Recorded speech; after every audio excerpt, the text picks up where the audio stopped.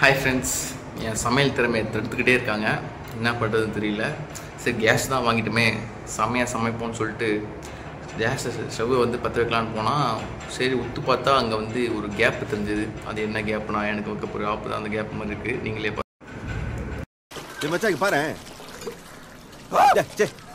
இதில் பார்த்தீங்கன்னா இது அவுட் ஆஃப் ஃபோக்கஸ் ஆகிடுச்சு. இதில் பார்த்தீங்கன்னா இங்கே ஒரு கேப் தெரியுதா, இங்கே ஒரு கேப்பு தருது, இங்கே ஒரு கேப்பு தருது. இந்த ரெண்டு கேப்பு தான் எனக்கு ஆப்புக்கு பார்த்துச்சு. இந்த விரிசல் விட்டுருங்க. அது இப்போ நான் பிடிச்சி இழுக்கும் போது வந்தது. அதுக்கப்புறம் அது நான் எதுவும் கண்டுபிடிச்சதுனால டப்புன்னு வந்து எடுத்துட்டேன். ஆனால் அப்போ நான் வந்து ரெகுலேட்டரி மாட்டில் அது வேறு விஷயம்.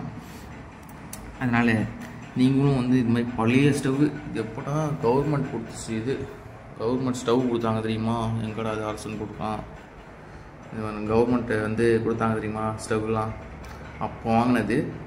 அதனால் இது பழையதுனால நிறைய இடத்துல விரிசல் விட்டுச்சு. இங்கே பார்த்திங்கன்னா தெரியும்.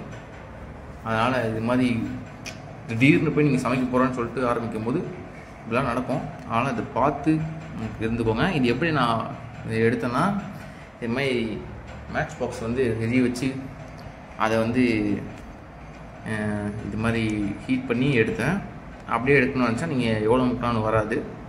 அது நீங்கள் ப்ராக்லன்ஸ்னராக இருந்தால் வேணால் ஒரு வாய்ப்பு இருக்குது.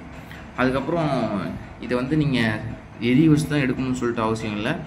வேறு ஒரு அடுப்பு இண்டக்ஷன் ஸ்டவ் எதனா இருந்துச்சுன்னா அதில் வந்து சுடுதண்ணி காய வச்சு அந்த சுடுதண்ணியோ இல்லை நெருப்பியோ இது மேலே எண்டில் ஊற்றுனீங்கன்னா அப்போ வந்து அதுவே வந்துடும். அதுவே வராது. கொஞ்சம் அந்த என்ன சொல்கிறது, ஐஸ் தண்ணியை ஒட்டினா இருக்கணும், அப்புறம் ஹீட் பண்ணால் எக்ஸ்பேண்ட் ஆகும்னு சொல்கிற ஃபிசிக்ஸாக இந்த சயின்ஸ் யூஸ் பண்ணி தான் இது பண்ணது. அதனால் நீங்களும் இது மாதிரி ட்ரை பண்ணுங்கள். அப்போ வந்து இந்த கேஸ்லாம் எடுத்து வெளியே எங்கேயாச்சும் வச்சுட்டு பண்ணுங்கள். வேறு எதனா பண்ணி வெடிச்சு தொலைய போகுது. பார்த்துருங்க, இது மாதிரி கவனிச்சிருங்க. தேங்க்யூ. பாய் பாய்.